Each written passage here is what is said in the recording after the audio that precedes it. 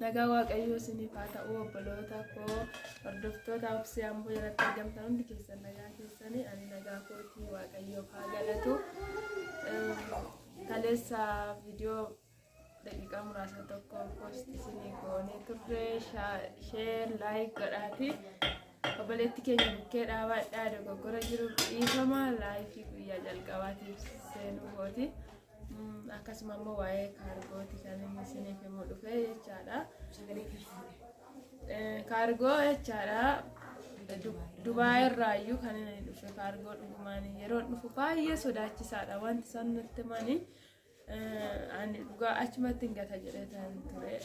Baay'ee kiiloo baay'een ergeen ture garuu achitti jira mucaa wayii kan walitti dhufeenya qabu.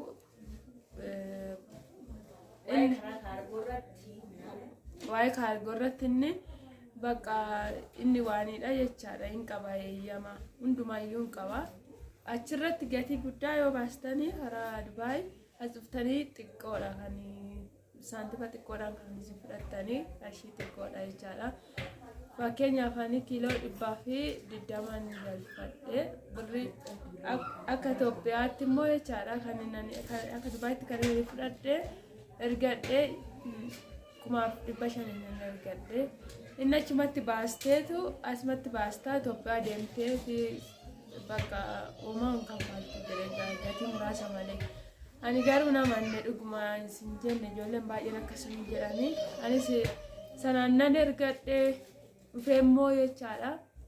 Hin qottara warra kan guyyaa tokkotti amma sin qottaru amma qottaru hin beektu dhageessaniittu kan qottarbee tokko guutuudha kan as ture jechaadha.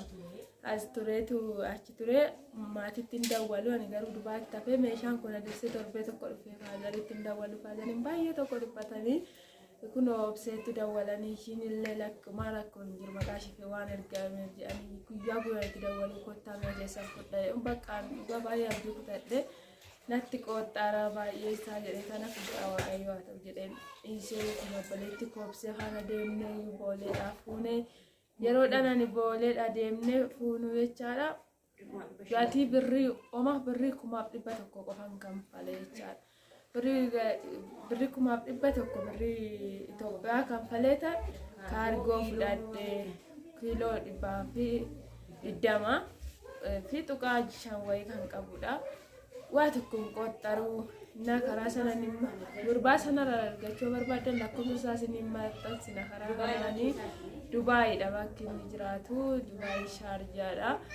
Iddoo barbaadanitti dhufee Abu Dhabiittis Dubaayittis Shaarjaattis Ajmaan iddoo barbaadanitti dhufee isiniif fuudha jechaadha. Oromoodha nama bakka baay'ee nama yaadan isiniif hundumaa xumuruudha. Anayyuu meeshaan koo ji'a tokko isa bira ture jechaadha. Wanta manatti baay'ateef isa bira keewwadhee ji'a tokko yeroo galuuf ka'u inni naaf galchee kanaaf lakkoofsa isaas ni maxxansinaa.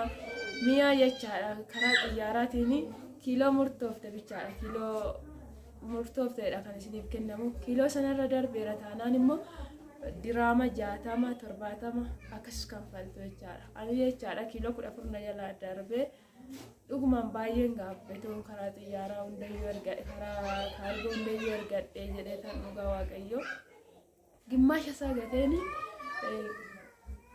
waan sanaaf jechaadha.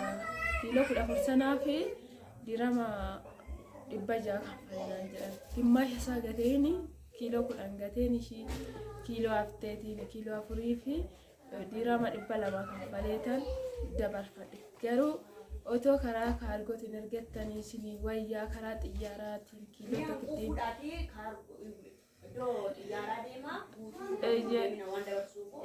hanqisni wayyaa kanaaf karaa kaargoo ergadhaa namatti tolaa biyyis immoo namatti tolaa kottaa bashannanaa kottaa galaa gara biyya abbaa keessanii Oromiyaan si yaaddeetti akka jedhaniitu hundumtuuyyuu ana waaqayyoof haa galatu baay'ee maatii koo faana biyya koo keessatti baay'een gammadduudha isiniin jedha obboloota koo. Waaqayyo gooftaan bakka isin jirtanitti isin haa eegu yaadaaf karoora keessan hundumaayyuu isin haa guutu isiniin jedha. Dogoggora jiruufis dhiifama.